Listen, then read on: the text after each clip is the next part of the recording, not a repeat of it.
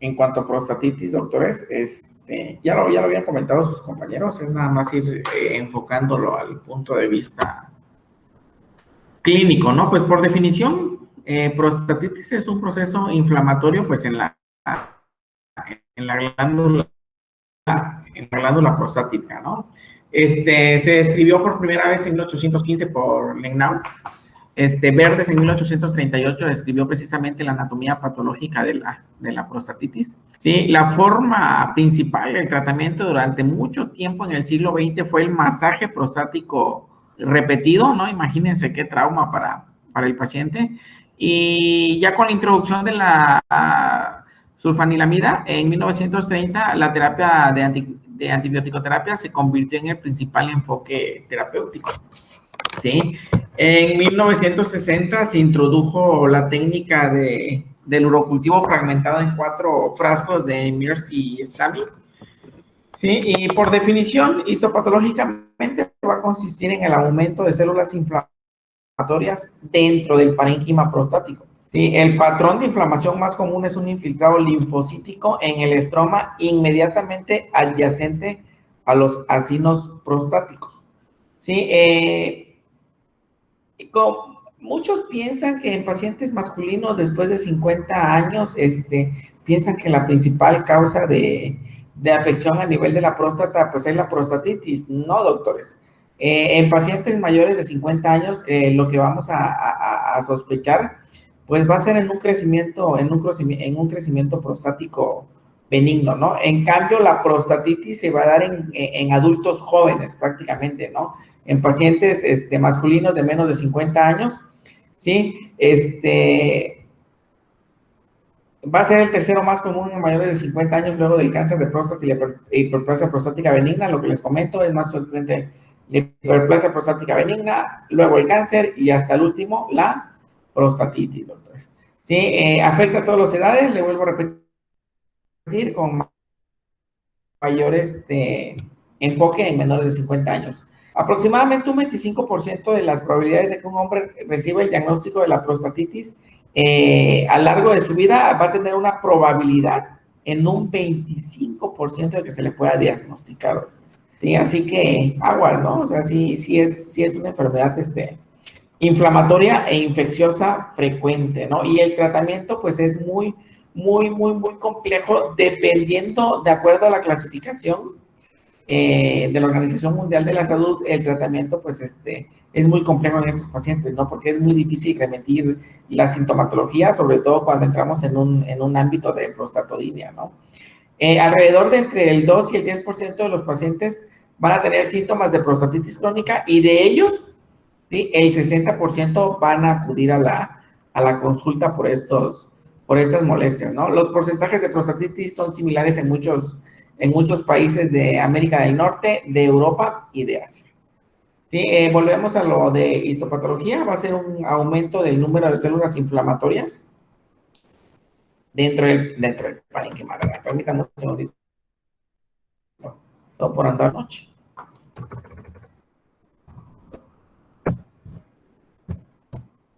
Una disculpa por los errores. Ya no estoy acostumbrado a hacer trabajos de noche. Sí, el patrón de inflamación más común es el infiltrado leucocitario en el estroma, inmediatamente adyacente a los acinos prostáticos.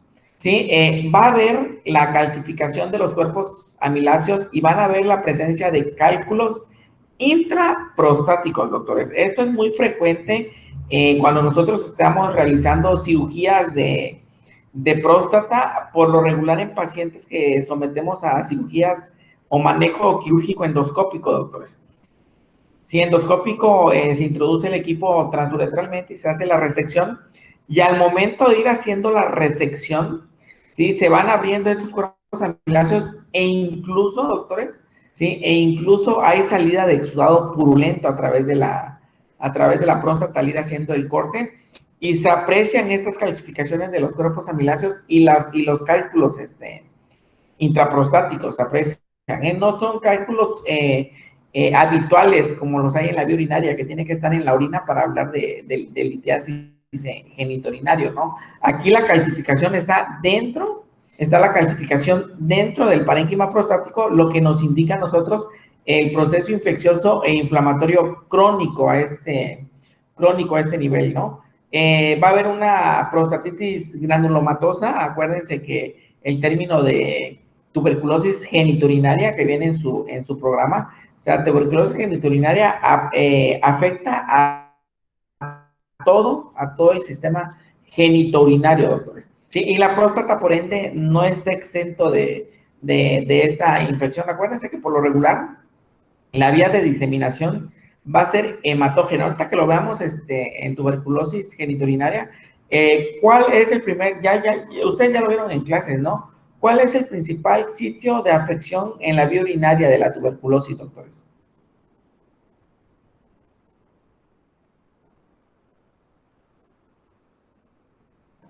Vejiga y próstata. No, de toda la vía urinaria, ¿cuál es la principal sitio de afección? El riñón, doctores. El principal sitio de afección de la tuberculosis en la vía urinaria va a ser el riñón, y a partir del riñón, ¿sí?, se va a diseminar al resto de la vía urinaria, ¿sí? Ahora la pregunta es, ¿cómo llega al riñón esa infección por tuberculosis, doctores? Vía hematógena, ¿no? Vía hematógena, así es, la diseminación es vía hematógena, doctor. Sí, entonces va a ser una complicación frecuente, ¿sí? Del manejo de los pacientes que tienen TB pulmonar, y hematógenamente llegan al riñón y posteriormente invade a toda la vía urinaria. No he visto pacientes yo con prostatitis granulomatosa. Sí me tocó ver una orquiepididimitis granulomatosa, doctores. De hecho, el paciente tenía un hidrocele, ¿sí? Un hidrocele importante que le tuve que hacer una hidrocelectomía. No fue aquí, fue en Tapachula. Sí, fue en Tapachula, cuando estuve yo en Tapachula, en el seguro de base. Le hice la cirugía y se veían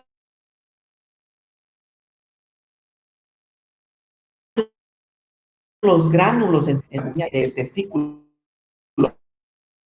¿no? Y entonces, caray, tipo de lesiones, y afortunadamente acuérdense que de ahí la importancia de que toda pieza quirúrgica que se extraiga del cuerpo, lo ideal, doctores, es mandarlo a analizar. Y mandarlo a analizar, porque si yo no lo mando a analizar, pues el paciente iba a tener su tuberculosis genitourinaria con todas las complicaciones que conlleva, ¿no? Que la cual es la principal, estenosis a nivel ureteral, con la consiguiente afección a nivel de la función del riñón, ¿no? Entonces, las bacterias implicadas van a ser bacterias gram negativas, E. coli en el 80%. ¿Qué pasó acá? Permítanme, creo que fue un error aquí de dedo. No, este es de las infecciones, perdón, me perdí. Como les empecé a hablar de BCG, me perdí. Sí, pero hablando de prostatitis, doctores, la principal bacteria que se va a encontrar en vía urinaria va a ser E. coli, hasta en un 80%. Es la principal causa de infecciones en vías urinarias, doctores. Seguido por Pseudomonas, Serratia, Klebsiella, Enterobacter, seguidas también por gram positivas, en un 5, en un 10%, como Staphylococcus saprophyticus, Streptococcus hemolyticus, Staphylococcus aureus y otros estafilococos, ¿sale? Esta es la clasificación, ¿sí? La que se utilizaba antes, ¿sí? Y la que se utiliza actualmente según la Organización Mundial de la Salud. Antes se le denominaba prostatitis bacteriana aguda, prostatitis bacteriana crónica, prostatitis crónica bacteriana, y lo que es la prostatodinia. Cuando tenemos estos pacientes que tienen la categoría 5 de la prostatitis, es el coco para nosotros, porque no responden al manejo médico este tipo de pacientes, ¿no? Entonces, ya actualmente, con la nueva terminología del 95, se dividió en estas categorías, siendo la 1, que era previamente la prostatitis bacteriana aguda, pues lo que sigue siendo la prostatitis bacteriana aguda, doctores. Es un cuadro muy característico, que el paciente va a presentar fiebre, ¿sí? Va a presentar fiebre, va a presentar síntomas, Sí, va a presentar síntomas al llenado vesical, que van a ser, ¿cuáles? Dificultad para la micción, tenesmo vesical y dolor suprapúbico. Pero acuérdense que el dolor característico de la afección en la próstata, ¿a qué nivel va a ser, doctores? Acuérdense de la semiología.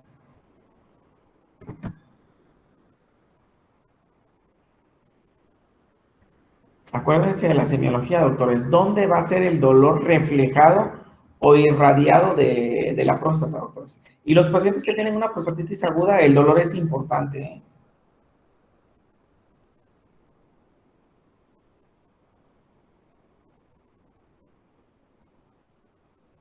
Se me fue el nombre de la zona, pero es entre los genitales y el ano.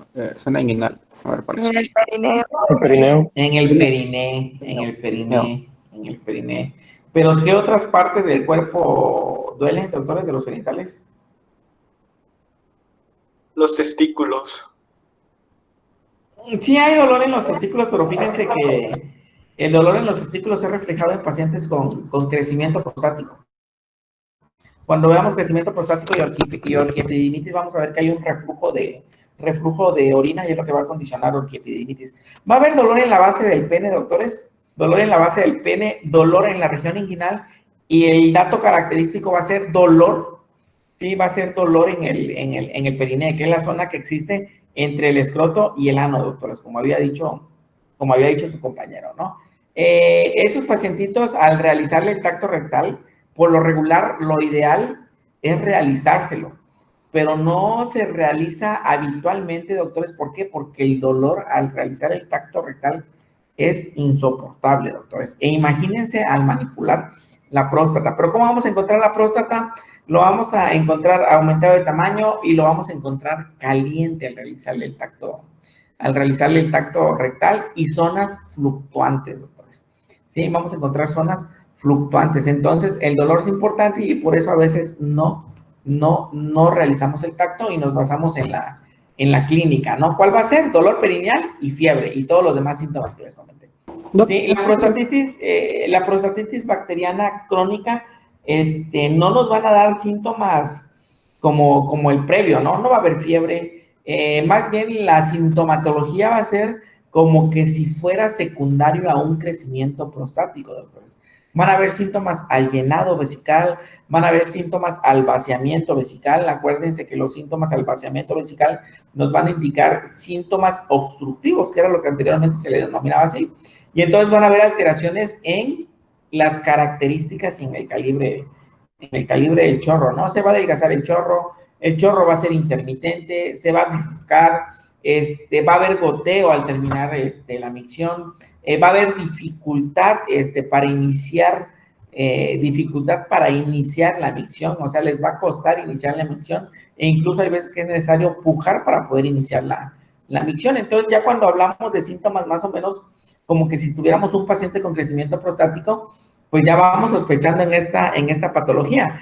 Claro, doctores, ¿cómo vamos a diferenciar a chihuahuas? Pues es un crecimiento prostático, es una prostatitis. Acuérdense, doctores, ¿cuál va a ser la pauta que nos va a dar esta diferencia?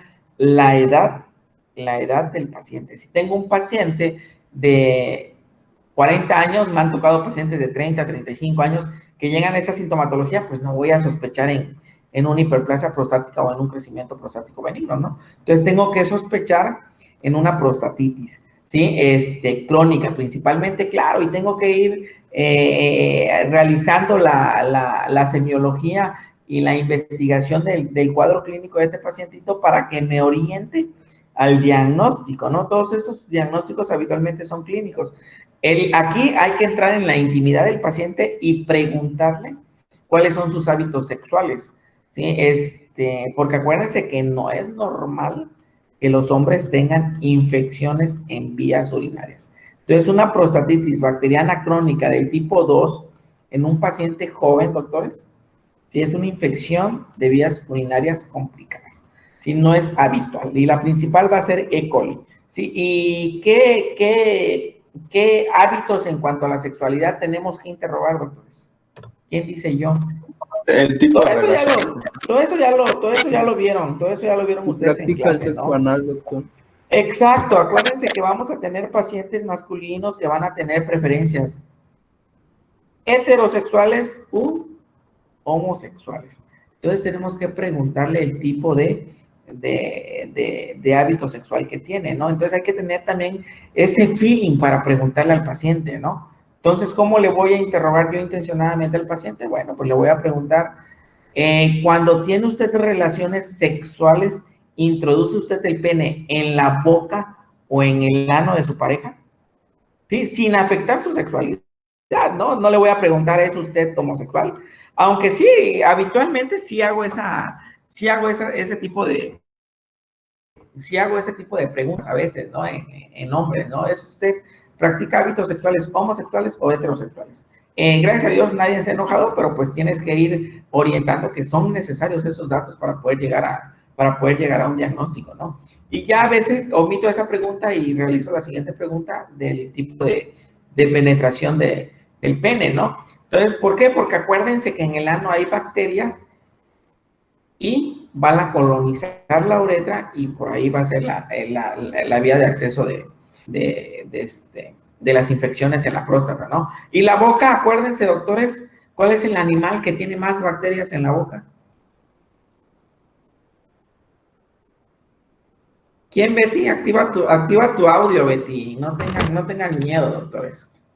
Acuérdense que aquí están para aprender. Y ahorita pueden cometer errores ya más adelante, ¿no?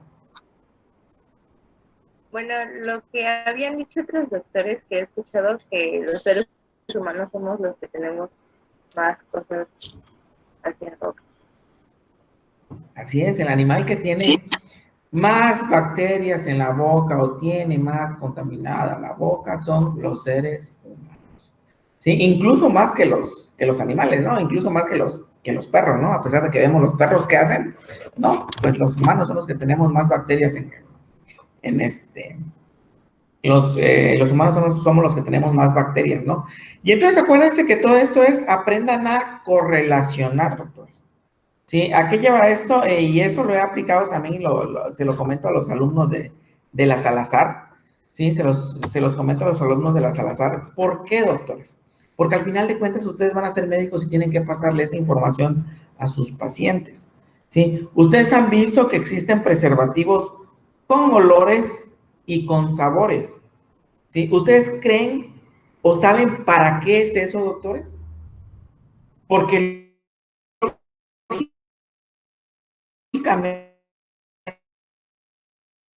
doctor, no se ni gustativas ni en la vagina, doctor, ¿sí? Entonces, para realizar ese tipo de relaciones sexuales, para eso existen ese tipo de protecciones, doctores. Pero a veces, como lamentablemente nuestra sociedad es muy cerrada en cuanto a la información de la sexualidad, entonces por eso no llega esa información correctamente a la población, en general, ¿no? Y por todos los tabús que existen en cuanto a la sexualidad en nuestra población.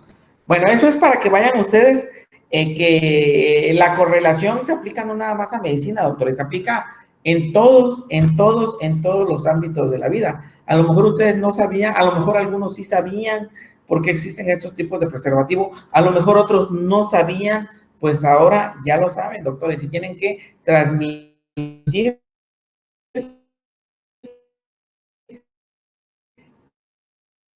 esa información a sus pacientes.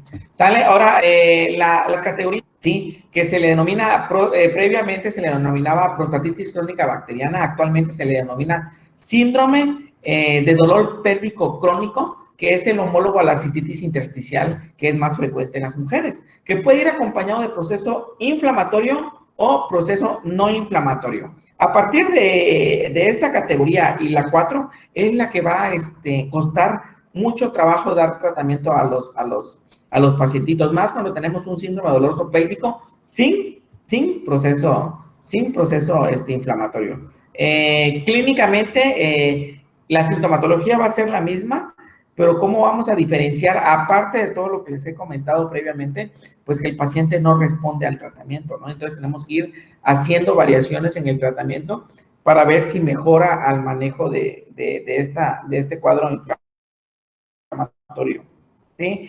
Y la prostatodinia, que es la categoría 4, actualmente se le denomina como prostatitis inflamatoria asintomática o prostatitis como un hallazgo histológico, que es muy frecuente, doctores, en pacientes con hiperplasia prostática, que nos va a dar el reporte patológico después de los pacientitos que realizamos cirugía de próstata, ¿no? Clínicamente, pues ya fuimos más o menos viendo el cuadro clínico de cada categoría, pero vamos a recordarlo. ¿Sí? Acuérdense que en la prostatitis bacteriana aguda se va a caracterizar por la aparición brusca de dolor asociado a síntomas más irritativos que obstructivos, pero sí pueden haber obstructivos, ¿sí? O síntomas al llenado o al vaciamiento vesical, doctores, ¿sí? En pacientes con manifestaciones como un síndrome febril. Acuérdense, fiebre, síntomas al llenado, síntomas al vaciamiento y dolor en la base del pene y periné es una prostatitis aguda, hasta no demostrar lo contrario, ¿no? Va a haber polaquiuria, urgencia miccional, disuria en diferentes etapas, pueden llegar incluso los pacientes a presentar RAO, doctores. Pueden llegar a presentar RAO en los pacientitos que tienen una prostatitis bacteriana aguda, doctores. ¿Vale? Puede acompañarse de distintos síntomas sistémicos, fiebre, ¿ya lo vieron? Estaba yo durmiendo cuando estaba yo haciendo las diapositivas. Esto es...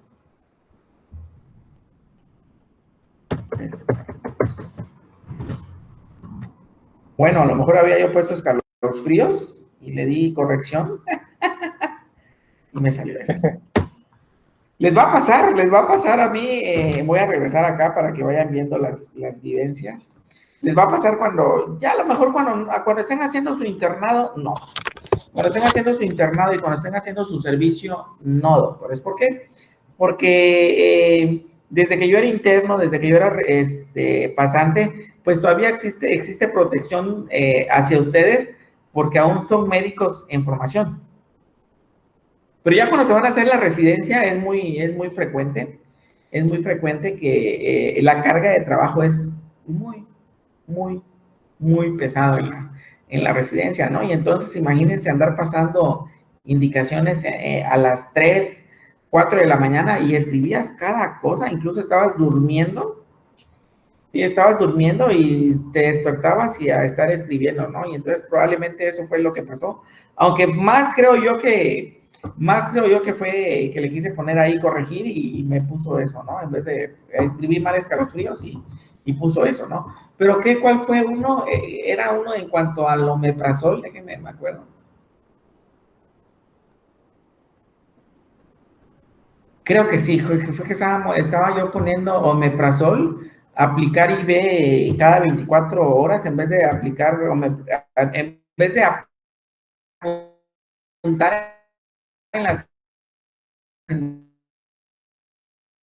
indicaciones, los cuidados generales de enfermería y signos vitales por turno, o sea, pero les va a pasar, son experiencias que no se les va a olvidar mientras estén haciendo la residencia y pues de ahí van a ir aprendiendo, doctores. Perdón. Entonces, si bien el tacto rectal es lo que ya les había comentado, no está totalmente contraindicado, pero pues es muy doloroso, entonces hay que obviarlo. Un servidor, les vuelvo a repetir, lo obvio, ¿no? Existen índices para poder establecer el diagnóstico de prostatitis y para poder estadificarlo en qué estadio está o en qué clase funcional de la prostatitis, ¿sí? Pero acuérdense que aunque existan estos tests, ¿sí? No hay nada, doctores, aunque se enfoca al interrogatorio, no hay nada como una buena semiología, ¿no? Y cuando estén ustedes trabajando en un medio particular, pues a lo mejor sí tengan el tiempo para realizar estos test, ¿no? Al igual en los pacientes que tienen crecimiento prostático benigno, el IPSS, pues es lo ideal hacérselo a todos los pacientes antes de algún tratamiento médico o de algún tratamiento quirúrgico y posterior al tratamiento médico y al tratamiento quirúrgico volverle a realizar ese IPCC para ver cuánto ha mejorado. Se puede realizar en un medio particular, doctores, pero en un medio institucional es muy complejo estar realizando estos test, ¿no? Ver 20 pacientes en un lapso de 4 horas, ¿sí? Con 15 minutos para cada paciente, pues no te da chance de ir haciendo estos test. Entonces tú tienes que ir obviando y tienes que ir simplificando para poder llegar a un diagnóstico más acertado sin aplicación de tantos test. Pero ustedes lo tienen que conocer que existen para poder realizar este diagnóstico en los pacientes con prostatitis, ¿no? En cuanto a estudios ya de laboratorio y rayos X, el estudio de elección es realizar un urocultivo y ¿qué otro estudio aparte del urocultivo, doctores? Para el diagnóstico o sea, más que nada, para ver qué bacteria está colonizando la próstata. Un espermocultivo. ¿Perdón? El espermocultivo, doctores. Urocultivo y espermocultivo. Urocultivo y espermocultivo. Pero aguas, porque por lo regular cuando veamos el tratamiento, se les tiene que dar alfa bloqueantes. ¿Qué tipo de alfa bloqueantes se les puede dar? ¿No lo vieron? ¿No lo vieron esa? ¿No lo vieron esa en clase? ¿Verdad? No lo vieron eso en clases, por lo que todavía está largo y tendido esto. Sale entonces, urocultivo, espermocultivo, son los estudios de elección para aislar la bacteria y darle tratamiento. Acuérdense de las generalidades. Tamsulosina, doc. La tamsulosina, acuérdense que hay generalidades que ya les mencioné, ¿sí? Hay generalidades que ya les mencioné para el inicio de antibióticos en la vía urinaria, doctores, ¿sí?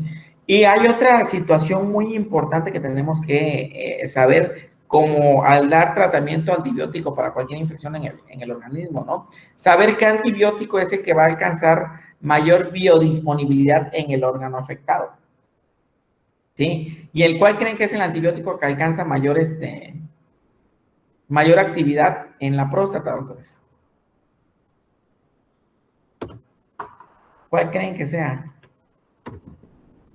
Lamentablemente casi ya no se usa.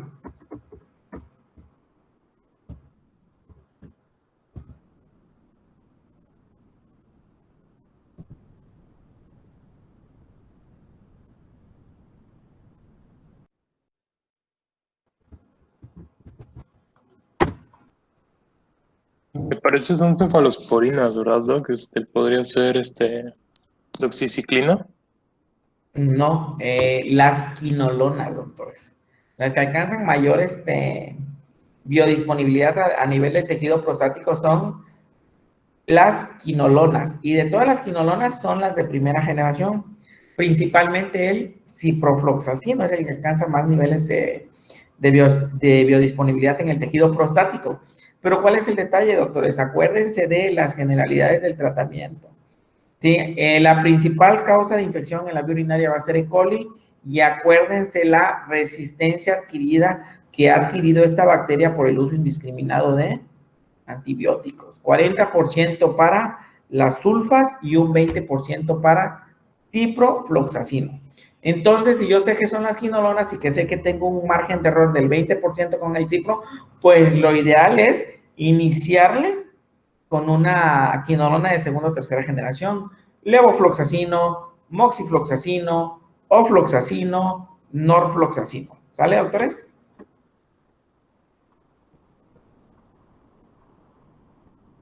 Entonces, esos son los estudios de elección. Hay que pedirle estudios sanguíneos para valorar la biometría hemática, para valorar cuántos leucos tiene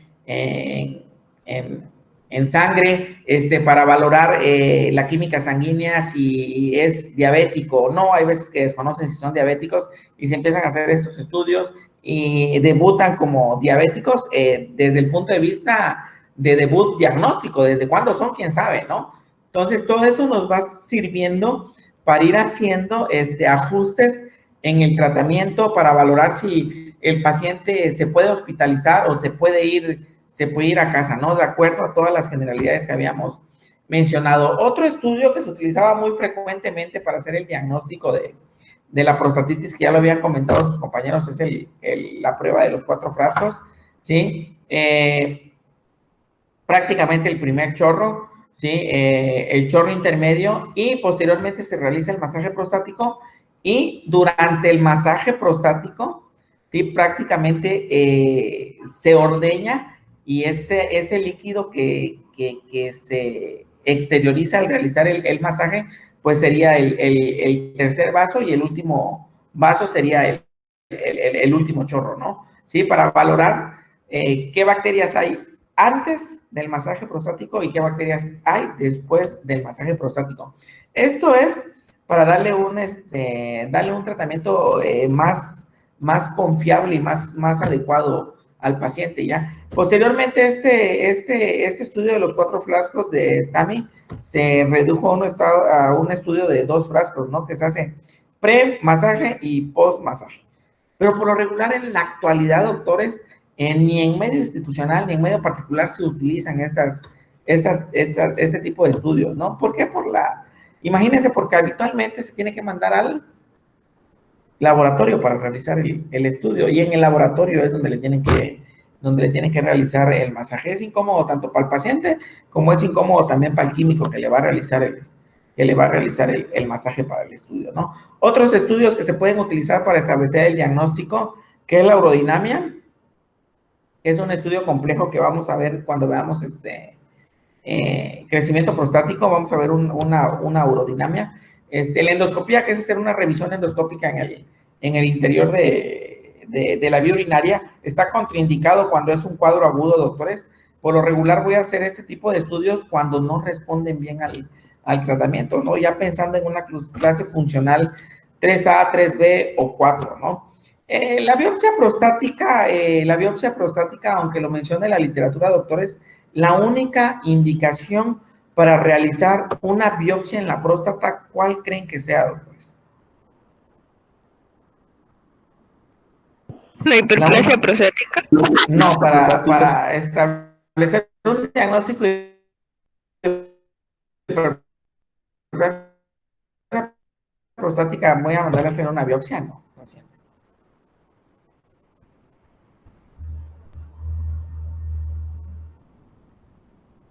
¿Puede repetir la pregunta, Doc? Se me fue tanto el internet. ¿Cuál es la única indicación para hacer una biopsia de próstata?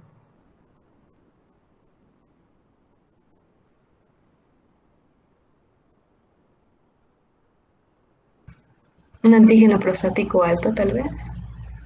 ¿Tiene una sospecha de malignidad? Sí, exacto. Si yo tengo la sospecha de que pueda tener un cáncer de próstata, ¿sí? Esa es la única indicación para mandarle a pedir una biopsia. Cuando veamos cáncer de próstata, vamos a ver por qué, ¿sí? Y entonces, ahora viene la otra, cuando decía yo que la doctora tenía la idea, ¿sí? Entonces, ahora, ¿cuáles son los datos que me hacen sospechar a mí en un cáncer de próstata, doctores? Y que esos 2 datos que me hacen sospechar en el cáncer de próstata van a ser las indicaciones para mandarle a hacer una biopsia. Sí, sospechar en un cáncer de próstata, sí, pero ¿cómo sospecharía yo en un cáncer de próstata? Ahí lo comentó la doctora. Ni cuéntame de quién fue. Pues el antígeno prostático. Por el antígeno prostático. El antígeno prostático específico elevado, doctores. Acuérdense que es un marcador tumoral. Lo vimos cuando vimos laboratoriales. Si es un marcador tumoral y lógicamente si está elevado, pues ¿en qué voy a sospechar? En un probable cáncer, ¿no? Sí, dependiendo qué parámetros maneje de antígeno prostático específico. ¿Y cuál otro? Pues el tacto rectal sospechoso, doctores. Si yo realizo un tacto y lo palpo sospechoso, si palpo nódulos, si lo palpo pétreo, chispas, pues esto no es normal, hay que mandarle a hacer una biopsia. Esas son las 2 indicaciones ante la sospecha de cáncer para mandar a biopsiar un paciente. Nada más, doctores. Antígeno prostático específico elevado y tacto rectal sospechoso. Porque hay veces que mandan a hacer ultrasonido y reportan, aprecia un nódulo en la próstata, sugiero realizar biopsia. Y el paciente tiene el antígeno normal, el paciente tiene el tacto normal, pues un ultrasonido no es una indicación para mandar a hacer biopsia. ¿Vale? Entonces, continuando el tratamiento, ya lo habíamos comentado en unos parámetros. ¿Sí? Cuando es una prostatitis aguda, doctores, si es una prostatitis aguda y no mejora esto depende del tipo de clase funcional de la prostatitis para poder establecer un diagnóstico, doctores.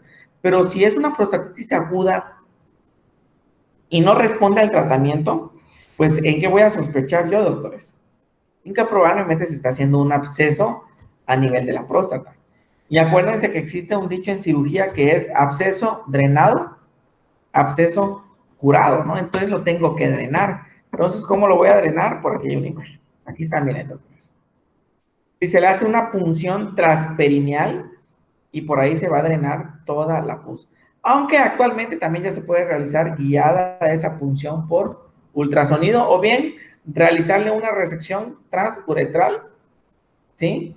Para evacuar ese exudado purulento que existe en la próstata, ¿no? Perdón, me anticipé, ¿no?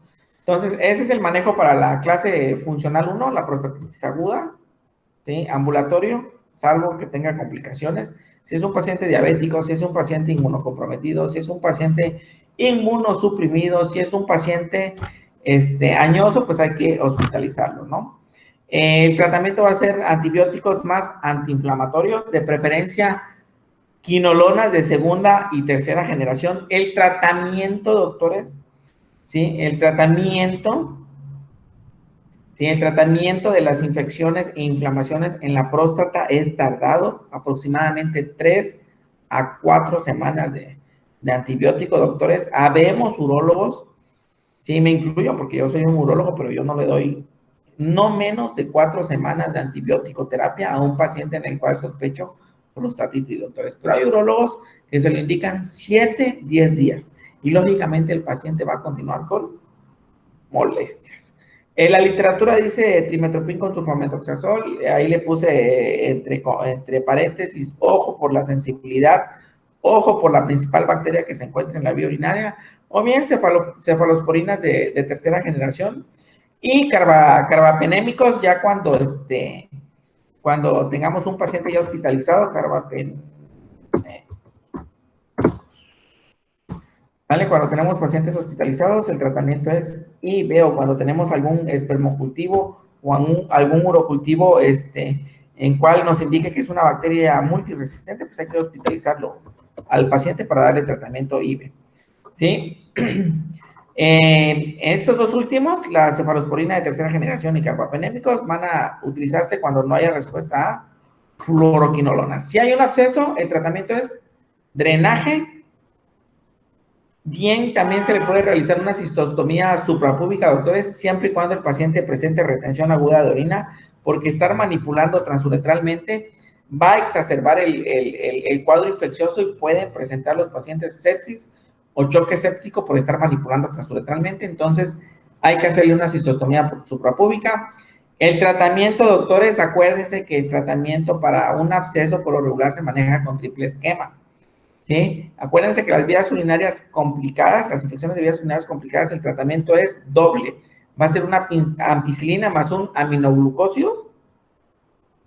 Y hablando de abscesos, se va a manejar el mismo, nada más que se le va a agregar otro antibiótico, que es el metronidazol, ¿sí? Ante la sospecha de ¿qué, doctores? De anaerobios, ¿no? Ante la sospecha de anaerobios o bacterias intestinales, ¿sí? Se va a utilizar metronidazol. Este es el triple esquema, aparte de drenaje. ¿Sí, perdón? Doc, yo tengo una duda. Si supongamos que tuviera alguna lesión renal, que no podríamos utilizar los aminoglucósidos, ¿qué fármaco sería opcional? El otro fármaco ideal, doctores, por lo regular, aunque la literatura diga ampicilina, por lo regular, aunque la literatura diga ampicilina, pues no le vamos a poner ampicilina, ¿no? Ya existen penicilinas de tercera generación, segunda y tercera generación, ceftriaxona, cefotaxima, cefepime. Entonces, en vez de utilizar una ampicilina, vamos a utilizar una cefalosporina de tercera generación, ¿sale? Ahora, si responden bien a este tratamiento, pues lo dejamos con eso, ¿sí? Ahora, si hay alguna contraindicación para utilizar aminoglucósidos, como dice Edwin, ante una lesión renal aguda, que es muy frecuente, doctores, porque acuérdense que una sepsis, ¿sí? Me puede llevar a una lesión renal aguda pre-renal, acuérdense de nefrología, ¿no? ¿Sí? Entonces, está contraindicado utilizar nefrotóxicos como los aminoglucósidos. Entonces, ¿qué es lo que hago, doctores? Me brinco y ya no le doy ese esquema de ampicilina más aminoglucósido. Me brinco a lo más complejo en cuanto a antibióticos, doctores. ¿Cuál es el gol estándar? El uso de carbapenémicos. Pero aguas, doctores, en cuanto a los carbapenémicos, habitualmente el imipenem siempre viene combinado con cilastatina. Y la cilastatina es nefrotóxico. ¿Sí? Entonces, no se puede utilizar el imipenem cuando hay daño renal. Entonces, nos brincamos a otro que es menos nefrotóxico porque no tiene cilastatina, que es el meropenem. Pero acuérdense que siempre se va a ajustar de acuerdo a la función renal que tenga el paciente, ¿sale? ¿Estás durmiendo, Betty? ¿Preparaste algún tema? No. Es que hoy tuvimos examen a las 7. ¿Tuvieron examen a las 7? Sí. ¿Examen de qué, doctores? De gastroenterología.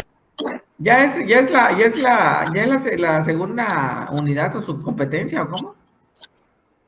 Sí, ya es la segunda. ¿Y de Uro cuándo es? El próximo lunes. Bueno, a ustedes no les di la terapia, aprendan a ser estudiantes de verdad, doctores. Aprendan a ser estudiantes de verdad, no estudia una noche antes del examen. No es, pero yo nunca, se los prometo, nunca me desvelé un día antes del examen. Igual cuando estaba haciendo la residencia ahí en México, en La Raza, los que nos evalúan, nos hacían una evaluación anual, doctores. Nos hacía una evaluación anual la UNAM. Sí, nos hacía una evaluación anual la UNAM por cada año de residencia. Y ahí en la UNAM, o sea, tú pensabas, no, pues estos sí son conscientes, ¿no? De las chingas que te dan en la residencia, pues van a ser tranquilos los exámenes. No, doctores, en los exámenes de la UNAM te preguntaban hasta por qué lloraba la mitocondria. Pero a pesar de eso, nunca me desvelé. ¿Por qué? Porque a mí, habitualmente, lo que me pasaba, si estudiaba un día antes del examen, me confundía todo, doctores. ¿Por qué? Porque no te da tiempo de estudiar todo lo que ves en una unidad.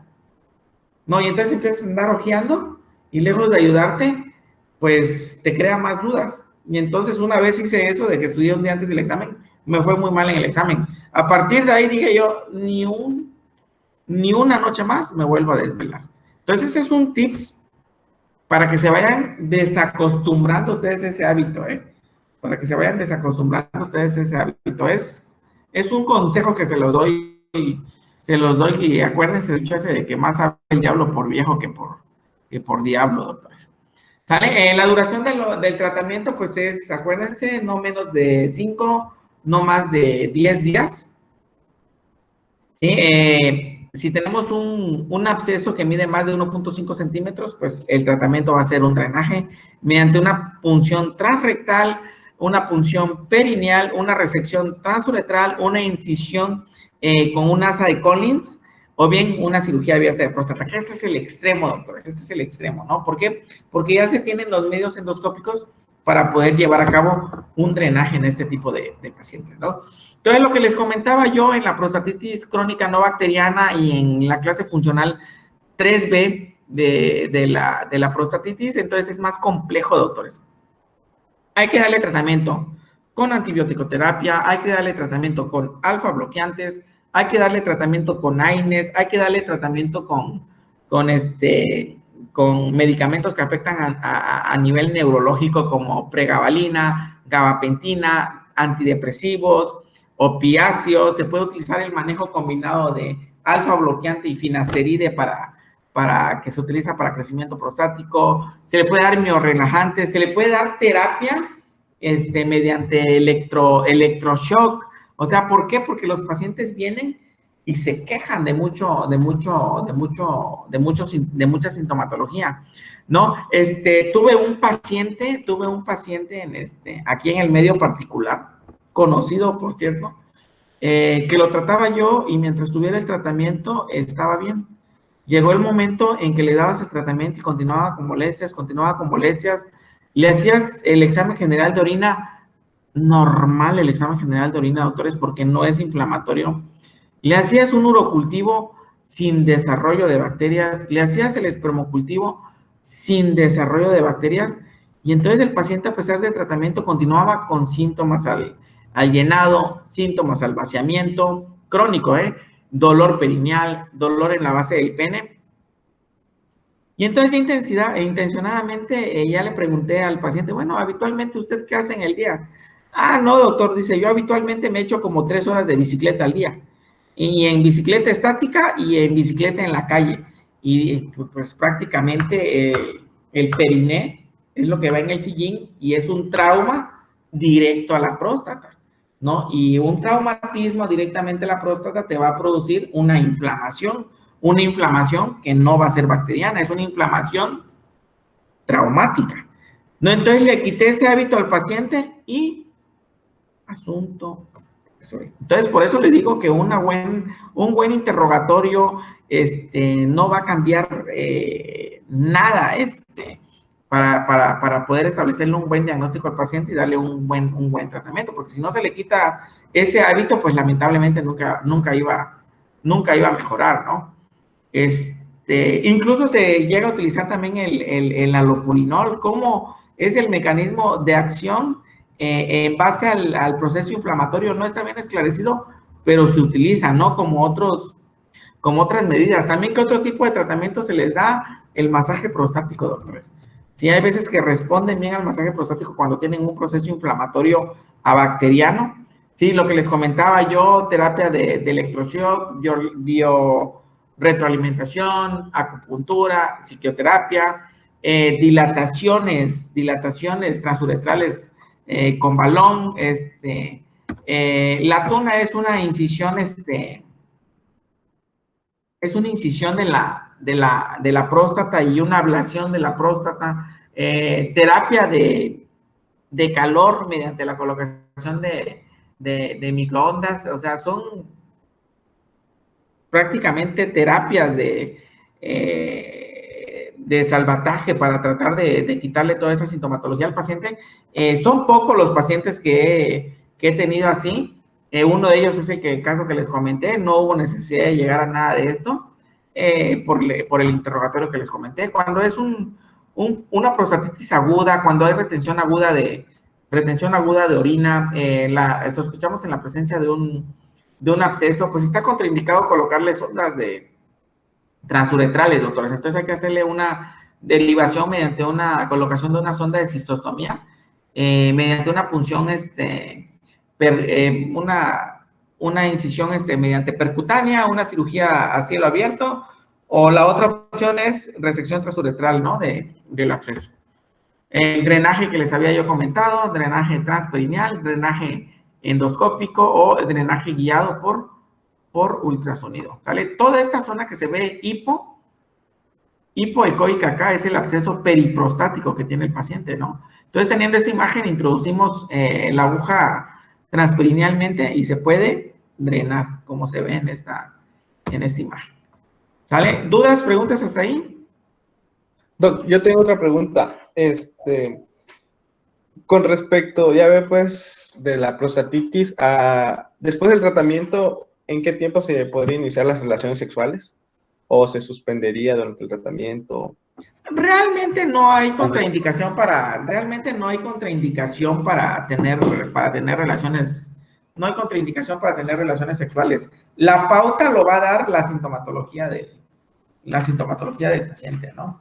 Acuérdense lo que les había yo comentado para lo de la infección. Algunos piensan, no, es que si tengo relaciones sexuales voy a contagiar a mi pareja, ¿no? Las únicas enfermedades que se transmiten sexualmente son las enfermedades de transmisión sexual, ¿no? Una infección de vías urinarias no se va a transmitir, no se va a transmitir porque el hombre tenga una infección en la vía urinaria, ¿no? Sino por ciertos mecanismos, alteraciones en la defensa que tenga la pareja, ¿no? Acuérdense que tiene que haber factores que están involucrados tanto en el agente patógeno, el huésped y el medio ambiente. Les voy a pasar lista rápido, doctores, tenemos chance para que se vayan a echar una dormidita. No, si tienen clase con el doctor Alvarado. Pérez Gutiérrez, Yomara. Presente.